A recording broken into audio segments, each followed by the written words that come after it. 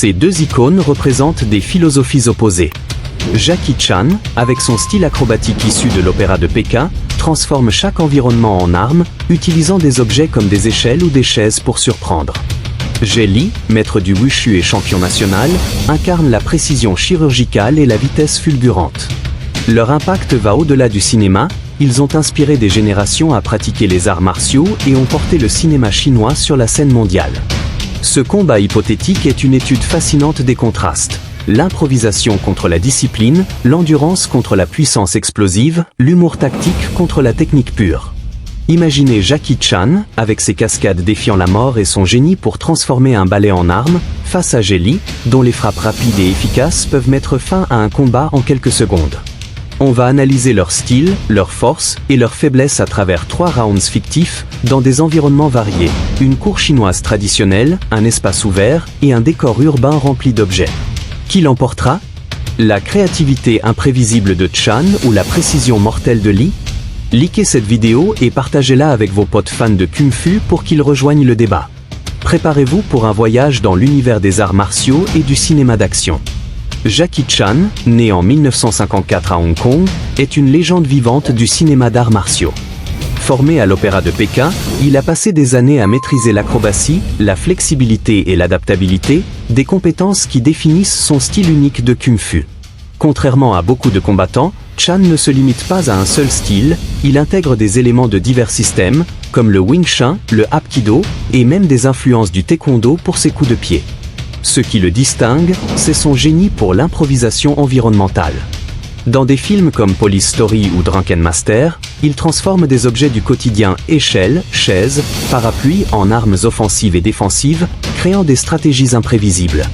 Son approche du combat repose sur l'évasion, le momentum et l'utilisation de la force de l'adversaire contre lui. « Je ne veux pas juste frapper, je veux surprendre », a-t-il dit un jour.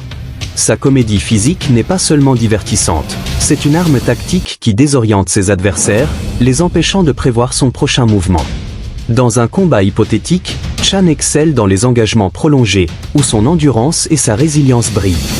Sa formation à l'opéra de Pékin lui donne une agilité hors norme, lui permettant d'esquiver des attaques rapides tout en contre-attaquant depuis des angles inattendus.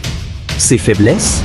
Moins de précision technique dans les frappes pures et une vulnérabilité face à des attaques explosives si l'environnement limite ses options. Dans le contexte du cinéma, Chan a révolutionné les chorégraphies de combat. Ses films des années 80 et 90, comme Project A ou Rumble in the Bronx, ont redéfini l'action en intégrant des cascades spectaculaires. Sa capacité à encaisser la douleur et à continuer, même après des blessures, est légendaire. Dans un duel contre Jet Li, Chan miserait sur sa créativité et son endurance pour survivre aux premières salves et renverser la vapeur. Si vous êtes fan de ce style qui mêle humour et baston, cliquez sur le bouton d'abonnement pour ne rien rater. Jet Li, né en 1963 à Pékin, est l'incarnation de la perfection technique.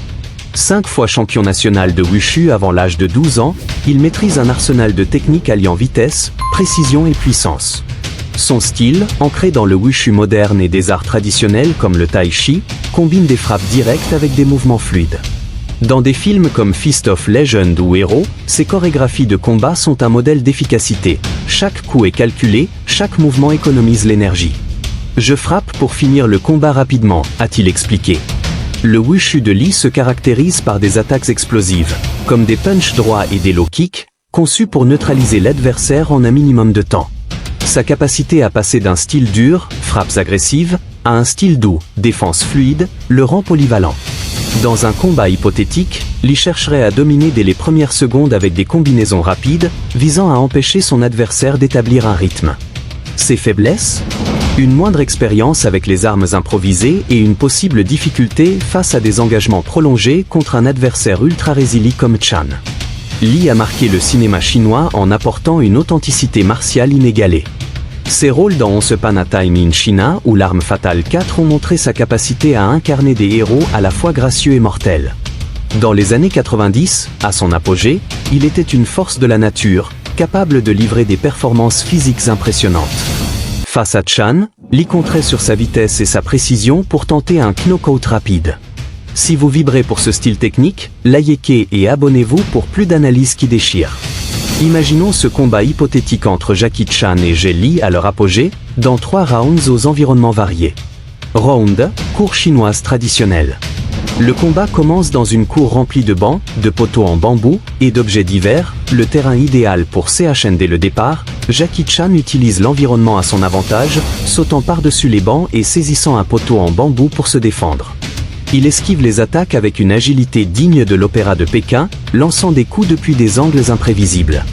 Jet Li, fidèle à son wushu, lance une série de punch droits et de low kick à une vitesse fulgurante, cherchant à briser la mobilité de CHN Chan, avec ses réflexes acrobatiques, esquive la plupart des frappes, contre-attaquant avec des coups de pied et des mouvements comiques qui déstabilisent Li. Ce round montre la capacité de Chan à survivre aux attaques explosives de Li, tout en frustrant ce dernier par son style insaisissable. Round 2, espace ouvert. Dans un espace dégagé, les avantages environnementaux de Chan s'estompent.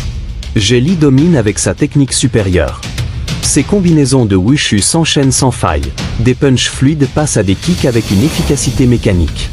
Chan encaisse quelques coups, mais sa résilience, forgée par des années de cascade, lui permet de rester debout. Sa formation à l'opéra de Pékin se voit dans sa façon d'absorber les impacts et de maintenir une défense active. Li contrôle ce round, mais Chan évite un knockout grâce à sa ténacité. Ce contraste entre la précision de Li et l'endurance de Chan rend le combat captivant. Round 3, décor urbain. Le dernier round se déroule dans un environnement urbain, rempli de rampes, de poubelles et d'objets divers. Le terrain de jeu parfait pour CHN. Il s'adapte immédiatement, utilisant des railings pour des attaques aériennes et transformant des objets en armes improvisées. Jet Li doit diviser son attention entre attaquer et se défendre contre ces menaces imprévisibles. L'endurance de Chan devient cruciale. Tandis que Li reste dangereux avec ses techniques explosives, Chan maintient la pression, orchestrant un chaos contrôlé. Ce round devient un jeu d'échecs, Li cherchant une ouverture pour un coup décisif, Chan l'empêchant avec son style imprévisible. Si vous kiffez ces analyses de duel, abonnez-vous maintenant pour ne rien rater. Analysons les forces et faiblesses de chaque combattant pour trancher ce combat hypothétique. Jackie Chan. Force, adaptation environnementale, endurance exceptionnelle, tolérance à la douleur, schéma de combat imprévisible, défense acrobatique, guerre psychologique via l'humour. Faiblesse, moins de précision dans les frappes pures, vulnérabilité aux attaques explosives, difficulté dans des règles strictes sans propre. Jet Li. Force, précision technique, vitesse et puissance explosive, efficacité énergétique, technique de finition dévastatrice, polyvalence entre style dur et doux.